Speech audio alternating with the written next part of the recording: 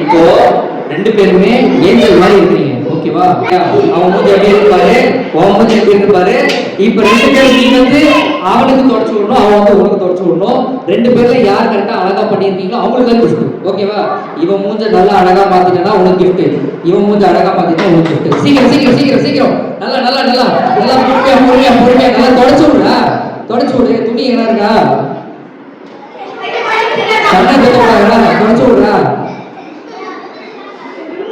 நல்ல நல்ல நல்ல கலர் எடுக்கிறாரு, கண்ணத்தை பிடிச்சிடாரு.